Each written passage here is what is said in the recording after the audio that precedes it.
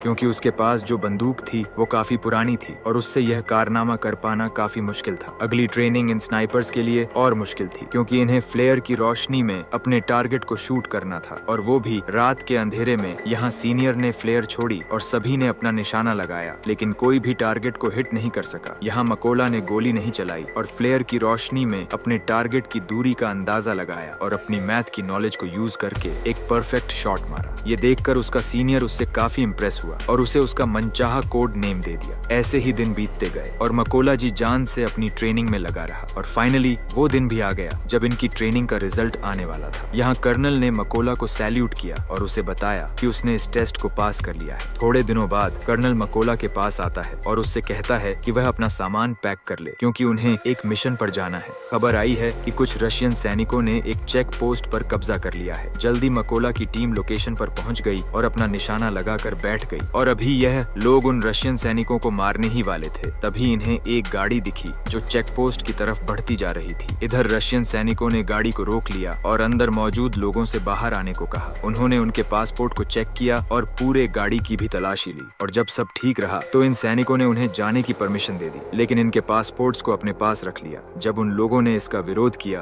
तो इन सैनिकों ने उन्हें खूब मारा। यह सब देखकर कर्नल ने अपने सैनिकों को फायर करने का ऑर्डर दिया और देखते ही देखते सभी रशियन सोल्जर मारे गए और इस तरह से इनका पहला मिशन कंप्लीट हुआ। मिशन के बाद जब सभी बेस पर लौटे तो मकोला ने देखा कि उसके बहुत से साथी बेस पर मौजूद नहीं है। उसे बताया गया कि उसके बाकी साथियों को एक दूसरे मिशन पर भेजा गया है। अगले दिन मकोला को खबर लगी कि उस मिशन के दौरान उसके बहुत से साथी मारे गए हैं और उन सभी लोगों को एक रशियन स्नाइपर ने मारा है। उस स्नाइपर का नाम सेरी था और वो रशिया का सबसे घातक स्नाइपर था। ऐसे ही कुछ दिन बीत गए और मकोला अपने साथियों के साथ अपने अगले मिशन पर निकल गया। लोकेशन पर पहुंचकर इन्होंने चारों तरफ माइंस बिछा दी और अपनी पोजीशन लेकर बैठ गए। थोड़ी देर बाद रशियन सैनिक वहां पहुंच गए और इन सैनिकों के साथ इवान भी था। इवान वही लड़का था जो स्कूल में मकोला को परेशान किया करता था और उसने रशियन आर्मी ज्वाइन कर ली थी। अब जैसे ही उनके पैर लैंडमाइंस पर पड़े वहाँ एक जोरदार धमाका हुआ और वो सभी मारे गए। यहाँ कर्नल ने मकोला को समझाया कि उसे इवान की मौत का जरा भी दुख नहीं होना चाहिए क्योंकि रशियन आर्मी को ज्वाइन करना इवान का अपना फैसला था। मिशन पूरा करके यह सभी अपने बेस कैंप पर लौट आए। यहाँ कर्नल ने मकोला को अपनी फैमिली फोटो दिखाई और उसे बताया कि उसकी फैमिली में 3 लोग हैं और उसकी दोनों बेटियां इस बात से अनजान हैं कि उनका पिता एक सोल्जर है। यहाँ मकोला ने भी कर्नल को अपनी पूरी कहानी बताई कि रशियन सैनिकों ने कितनी बेरहमी से उसकी वाइफ को मार डाला। इस दौरान मकोला काफी इमोशनल भी हो गया, लेकिन कर्नल ने उसे संभाल लिया। अगली सुबह ये सभी अपने अगले मिशन पर निकल गए। यह मिशन काफी इम्पोर्टेंट था क्योंकि इन्हें खबर मिली थी कि रशियन सैनिकों की एक टुकड़ी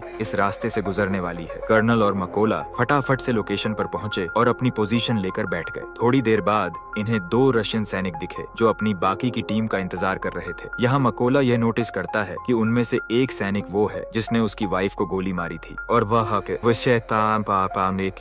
मकोला के ठीक निशाने पर था। यहाँ मकोला ने गोली चलाने की परमिशन मांगी पर कर्नल ने ऐसा करने से मना कर दिया। अब मकोला गुस्से से लाल हो रहा था और उसे हर हाल में अपनी वाइफ के कातिल को मारना था, इसलिए उसने दोबारा से फायर करने की परमिशन मांगी। पर एक बार फिर कर्नल ने ऐसा करने से मना कर दिया। लेकिन अब मकोला के सब्र का बाण टूट गया और उसने गोली चला दी। गोली लगने से उस सैनिक की मौके पर ही मौत हो गई। पर रशियंस को भी उनकी लोकेशन का पता लग गया। लेकिन इससे भी बुरी बात यह थी कि रशिया का सबसे खतरनाक स्नाइपर जिसका नाम सरी था वो भी अपनी पोजीशन लेकर बैठा हुआ था और अब उसे भी इनकी लोकेशन का पता लग गया था। कर्नल भी यह बात जानता था कि सेरी आसपास ही है, इसलिए वो सेरी की तलाश करने लगा। लेकिन इससे पहले कि वो उसकी लोकेशन को जान पाता, सेरी ने उसे एक हेडशॉट दे दिया और कर्नल की मौके पर ही मौत हो गई। अब मकोला को समझ आया कि रशियंस को उनकी लोकेशन का पता लग चुका है और कैसे उसकी एक गलती ने कर्नल की जान ले ली। इधर रशियन सैनिकों ने भी मकोला के ऊपर जोरदार फायरिंग शुरू कर दी। अब बिगड़ते हालात को देखते हुए मकोला ने पीछे हटने का फैसला किया। उसने कर्नल की बॉडी उठाई और अपनी पोजीशन से पीछे आने लगा। जल्दी वो दुश्मनों के इलाके से बाहर आ गया और सीधा अपने बेस पर पहुंचा। अब मकोला को कर्नल की मौत का काफी अफसोस था और वो खुद को इसका जिम्मेदार ठहरा रहा था। यहाँ उसने कसम खाई कि वो सेरी को जान से मार देगा और कर्नल कर्नल की मौत का बदला लेगा। जल्दी मिकोला को 2 रशियन स्नाइपर्स की खबर मिली और वो फौरन अपने अगले मिशन पर निकल गया। वो लोकेशन पर पहुंचा और अपना निशाना लगाकर बैठ गया। जल्द ही उसने एक स्नाइपर को मार गिराया, पर इस फायरिंग के दौरान एक गोली उसे भी लग गई, लेकिन उसने हार नहीं मानी और जैसे तैसे करके उस दूसरे स्नाइपर को भी मार गिराया। अब चूंकि वो काफी घायल था, इसीलिए वो एक सीक्रेट बेस पर चला गया और अपनी बॉडी को थोड़ा आराम दिया। इस दौरान उसे आर्मी के मेजर का कॉल आया और उसने मकोला को बताया कि हमने उसने स्नाइपर का पता कैसे पता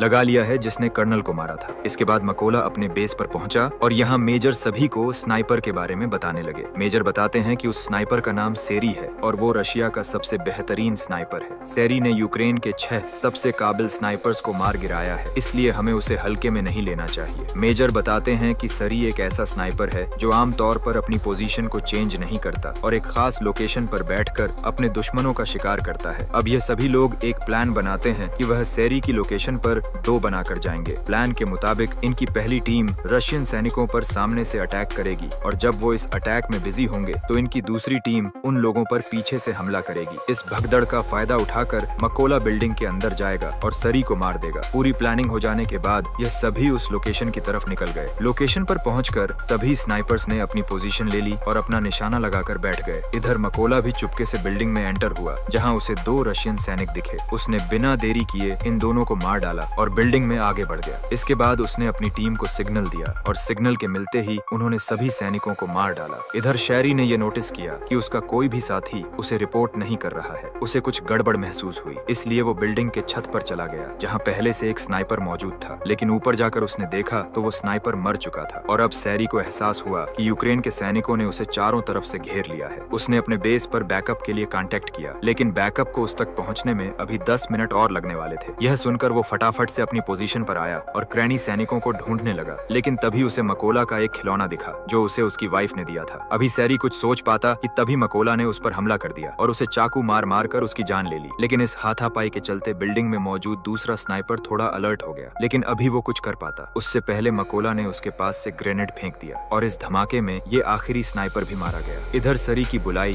बैकअप टीम भी बिल्डिंग तक पहुंच गई, लेकिन वो इस बात से अनजान थे कि सरी अब मर चुका है। इसलिए जब उन्होंने सरी को कॉल किया तो कॉल मिकोला ने उठाया और उनसे कहा कि वो सभी मरने वाले हैं और इतना कहकर उसने ट्रक के ड्राइवर को शूट कर दिया। अब गोली चलते ही रशियन सैनिकों में अफरा तफरी मच गई और वो सभी ट्रक के बाहर कूद गए, लेकिन वो इस बात से अनजान थे कि यूक्रेन के स्नाइपर्स उन पर घात लगाकर बैठे हुए थे। यहाँ यूक्रेन सैनिकों ने जोरदार गोलीबारी करी और एक एक रशियन को चुन चुन कर मारा। इस मिशन के थोड़े दिनों बाद निकोला अपनी वाइफ की कब्र पर गया, क्योंकि उसने उससे जो वादा किया था वो अब पूरा हो चुका है। उसने उन सभी लोगों को मार दिया है जिसने उसकी वाइफ और कर्नल को मारा था। यहाँ मकोला ने कसम खाई कि वह आखिरी दम तक अपने देश की सेवा करता रहेगा और इतना कहकर वह वहां से चला गया। और इसी के साथ यह शानदार मूवी यहाँ पर एंड हो गई। आई होप आपको ये कहानी पसंद आई होगी। वीडियो अच्छी लगी हो तो इसे एक लाइक जरूर कर देना और चैनल को भी सब्सक्राइब कर लेना। मिलते हैं अगली वीडियो में, पर तब तक के लिए be safe and keep chilling.